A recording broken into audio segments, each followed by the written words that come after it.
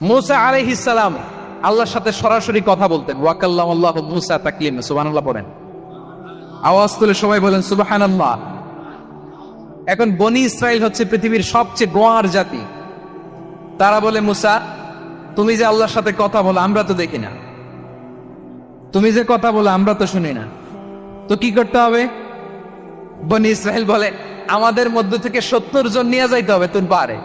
ওরা আইসা যদি কয় হ্যাঁ আমরা শুনছি, তাহলে বিশ্বাস করো। কত বড় ডাকাত দেখছেন বনি ইসরাইল। এদের চেয়ে গোয়ার জাতি নাই। এত গোয়ার তুমি করেছো মুসা আলাইহিস সালামের সাথে। তুমি যে আল্লাহর সাথে কথা বলে আমরা তো দেখি, কি করব? 70 জন আমাদের বন্ধু বান্ধব যে যদি দেখে তারা বলবে ওকে আস, 70 জন আস। 70 জন নিয়ে গেল। মুসা আলাইহিস সালাম হারুন আলাইহিস সালামকে খেলাফা দিয়ে গেলেন, আল্লাহ ওনাকে নবী বানালেন। মুসা আলাইহিস সালাম বললেন, হারুন খবরদার, বনি ইসরাইলের মধ্যে তাওহীদের বাণী প্রচার করবা, ঐক্য ধরে রাখবা, বিচ্ছিন্ন হতে দিবা না। চলে গেছে। এইদিকে বনি ইসরাইলের এক দুষ্ট লোক ছিল, নাম সামিরি। কি নাম? সামিরি। সে সবাইরে বলল তোমাদের স্বর্ণগুলো ফালাও। স্বর্ণগুলো ফেললো। বনি ইসরাইলের স্বর্ণগুলোকে গলিয়ে সে একটা গরুর বাচ্চা বানালো। গোবৎস। কিসের বাচ্চা? দেখেন গরুর পূজা কিভাবে শুরু হয় পৃথিবীতে প্রথম। গোবৎস পূজা, গরুর বাচ্চার পূজা কিভাবে। সে স্বর্ণগলি গরুর বাচ্চা করে জিবরাইল আলাইহিস সালাম যে জমিনে এসেছিলেন, ওই ফেরেশতার পায়ের নিচের একটু মাটি সে বুদ্ধি করে প্যাকেটে রেখে দিছি।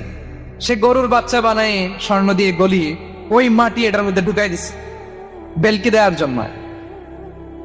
স্বর্ণ দিয়ে বানানো গোবৎস গরুর বাচ্চার গায়ে যখন সেই মাটি ছুঁড়ে দেয়া হলো, এখন বাছুরের ভেতর থেকে ভ্যাঁ ভ্যাঁ আওয়াজ আসতেছে। কি আসতেছে?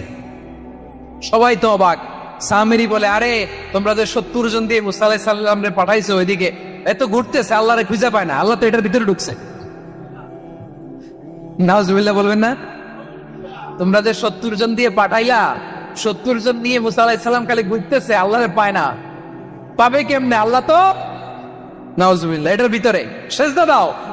এই সেজদা দিয়ে আল্লাহর নবী হারুন আলাইহিস সালাম বললেন, খবরদার, এটা সুস্পষ্ট শিরক। আল্লাহ সব গুনাহ মাফ করে, শিরকের গুনাহ মাফ করে না, খবরদার। তোমরা থামো। কে শোনে কার কথা? এই যে যেমন এখন আমরা, আপনারা আমার কথা শুনতেছেন না? শুনতেছেন? হারুন আলাইহিস সালাম বললেন, খবরদার, এই শিরকি কাজে তোমরা সংযুক্ত হয়ো না। তোমাদেরকে কি মনে নাই আমার ভাই মুসা আলাইহিস সালাম কি বলছে? আল্লাহ শিরক মাফ করে না, খবরদার শিরক করো না, আল্লাহরে ভয় করো। হারুন আলাইহিস সালাম তাদেরকে বুঝালেন, শিরক করো না, আল্লাহরে ভয় করো। শুধু এতটুকুই তিনি বুঝালেন, দাওয়াতি কাজ পালন করলেন, কিন্তু প্রতিরোধ করেন নাই, সশস্ত্র সংগ্রামে লিপ্ত হন নাই, বাধা দেন নাই, কারণ গৃহযুদ্ধ বেঁধে যেতে পারে। উনি ভাবলেন, আমি যদি আমার বাহিনী নিয়ে দাওয়াত দেওয়ার সাথে সাথে প্রতিরোধ করি, আক্রমণ করি, ওরাও আমারে আক্রমণ করবে, ব্লাডশিড হবে, রক্তপাত, এমন অবস্থা হবে বনি ইসরায়েলের মধ্যে যেটা হয়তো আমার ভাই মুসাও কন্ট্রোল করতে পারবেন। সুবহানাল্লাহ কইবেন না? এক একজন নবীকে আল্লাহ তাআলা কি ইন্টেলেক্ট দিয়ে পাঠিয়েছেন।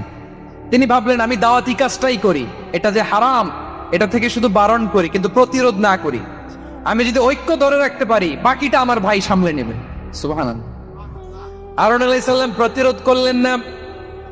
বনি ইসরায়েলের মধ্যে গৃহযুদ্ধ বেঁধে যাওয়ার আশঙ্কায় প্রতিরোধ